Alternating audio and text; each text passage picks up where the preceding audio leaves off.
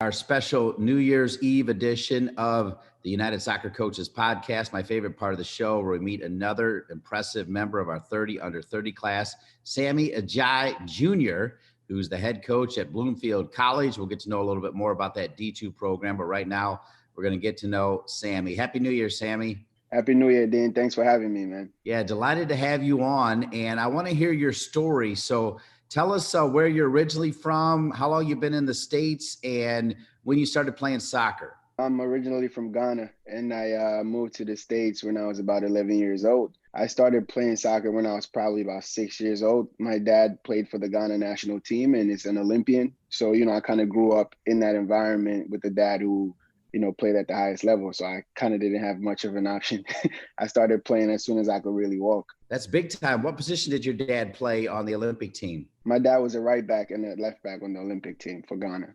That's incredible. Okay. And so you're 11, so you're old enough to know what's going on. What did your parents say when they said, hey, we're leaving Ghana, we're headed to the United States? What was that all about, Sammy? It was actually, my dad moved here first to train with the Metro Stars because he was still kind of getting to the tail end of his career. And it was more so coming here to be with him and hopefully get more opportunities, in the States to grow and in comparison to Ghana. So it was more so moving to get closer to my dad and also, in hopes for greener pastures, if I may say so.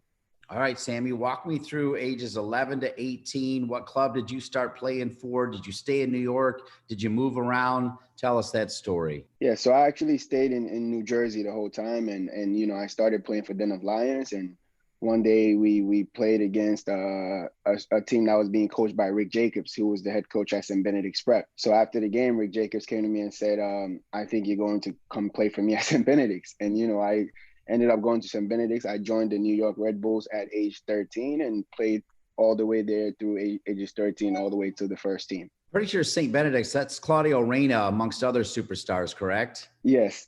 Claudio Reyna, Greg Berhalter. Benedict's was, we were ranked number 1 in the country at the time. So how many titles did you win during your time at St. Benedict's, Sammy? I won 2 titles at St. Benedict's Prep. All right, good for you. Okay.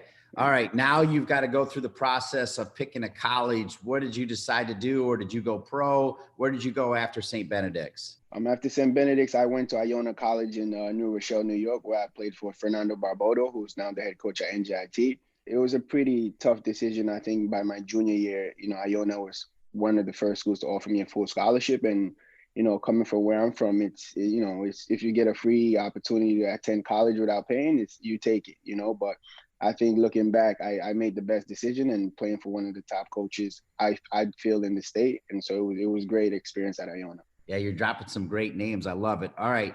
What position did you play at Iona? What did you major in Iona? And when did you start getting the coaching bug? In that order, Sammy. So I played as a left winger, primarily at Iona, and I also played as a center forward. I graduated from Iona in 2014 with a business marketing degree. In terms of coaching, I didn't start coaching up until I think junior year at Iona. Okay. And were you coaching a youth club locally, or what were you doing, Sammy? Walk us through that. I've coached all levels, right? I've coached from kids who were in KG to middle school to high school, then now to the college game. But when I first started, I actually had U10 girls from Montclair Soccer Club, which was, a great experience. All right. Well, you're 6 months into this Bloomfield job. Obviously, this terrible pandemic has kind of changed the game a little bit, but hopefully we get through it and you're back out there doing what you love. But talk about how you went about getting that job. What are some of the jobs you did prior to that and the application? And what do you remember when you got the word, hey, you're going to be the new head coach at Bloomfield? Yeah, so it's actually very interesting how it happened. I was coaching for Wayne Hills High School. And prior to that, I coached Pingree Middle School. And I wanted to coach at the next level and always push myself. So I started to look for colleges where I could volunteer some of my time, maybe a couple of times per week to kind of just get into that college game. And, at the time I went to Bloomfield because, I live in Bloomfield. So it was a little bit convenient to go there. And I started helping out a couple of times per week. Fast forward, they, decided to move on from the current coach. And I figured, well, I've lost my volunteer coaching position. And actually a few weeks later, the athletic director, Sheila Wooten, she called me and said, Sammy, all the girls just came to me and said they want to play for you. So if you're ready to take on this role, then I'm more than happy to have you join my family and join my staff. And I said, yeah. I had to think about it for about 30 seconds. And I said, yes, I'm in. Sign me up.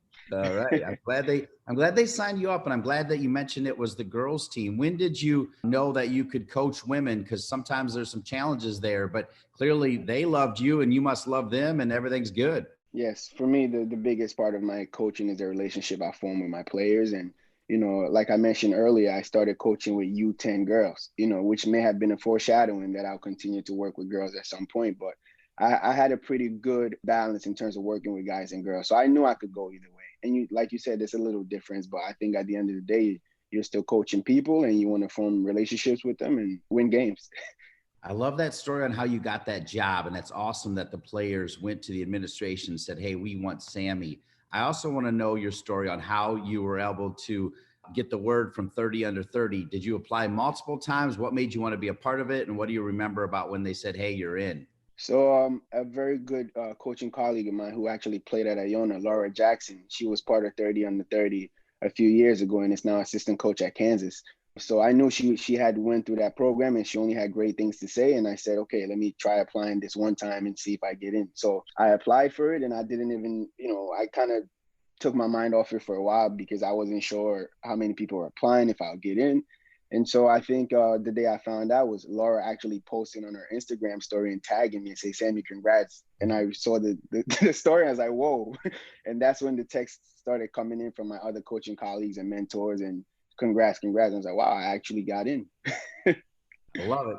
Well, Sammy, I like your background. It's pretty amazing that your dad played for Ghana and played for them in the Olympics, and he's now over here still with you in the States with your mom and your sister. Can you kind of put into words how proud your parents are of you?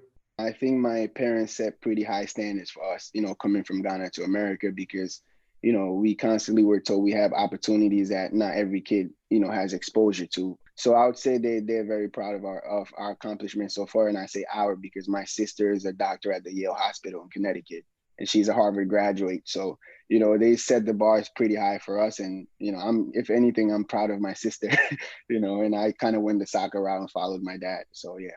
That's so well said, particularly in this era of COVID. I'm super proud of your sister and grateful to her as well. Please send her my gratitude and really everybody's gratitude for doing what she's doing, because it's definitely a scary time for sure. Knowing that you've got such a unique background, I'm going to put a little pressure on you. You've probably been able to meet some pretty neat people in soccer, but if you could pick just a couple people that are dead or alive in the soccer world that you'd love to have a dinner with, who would they be and why, Sammy? Who would you love to hang out with and pick their brain? That's a tough one. I think one of the people I pick is Carlo Ancelotti, who is the coach for Everton currently. He's one of the coaches I study a lot, and I think his method of leadership, and he's coached some of the best players in the world and always found a way to get them on the same page and play for him. So I think he would definitely be one of them. And I think the second one might be Ronaldinho, man. I think just as a player, I think that's more from a player perspective and how he was always able to play with so much joy, no matter what was happening around him. And that's one thing I always took with me is that no matter what was going on when I stepped on the field, nothing else mattered. It was just having fun and still remembering why I started playing the game in the first place. Those are solid, my man. I can tell you took some time thinking about it. All right, switching to women's soccer. Now that you're coaching women and the U.S. women are so amazing, the NWSL is doing well. You have a team nearby in Sky Blue. They've righted the ship. They look like they know what they're doing over there now. Do you get behind and support the young women on your team as they cheer for the U.S. women's national team and support the NWSL? Yes, absolutely. I think the culture for women's soccer is brilliant here, and I have a few girls on my team who grew up in countries or environments where there was nothing like girls soccer, right? They played with the boys. So for them to be in the States now and see how big the women's soccer game is huge. I actually have a couple of friends who play in the NWSL, and I've actually had them come on a Zoom call with my team. So Jamia Fields, who plays for Houston, she's been on a Zoom call. And then Jennifer Cujo, who plays for Sky Blue, she's also been on a Zoom call with my girls. So more so now than ever, they've been connected to a few professionals and now they see what it takes. They hear from them directly. And it's actually been great that I've been able to bring that to Bloomfield. And the girls kind of have an example to emulate now. All right, it's New Year's Eve. Let's end with this. Again, 2 questions in one. I've been crushing you with these, but you've been handling them all. What might be your New Year's resolution? Maybe you haven't thought about it yet. And then because it's New Year's, I like to ask this crystal ball question. Where do you see yourself 10 years from now? So New Year's resolution for 2021, as we all try to put 2020 behind us. And 10 years from now, Mr. Sammy, where will you be? So my New Year's resolution is to continue to challenge myself every day and make sure my next session is better than my last session and just continue growing in that manner. And I think in 10 years, I see myself hopefully coaching at the highest level and you know, continuing to form relationships with people and making a difference through soccer. Sammy, pleasure getting to know you. Thanks for being on the New Year's Eve edition of the United Soccer Coaches Podcast presented by Team Snap. You have a bright future, young man. Thank you, Dean. I really appreciate you for having me.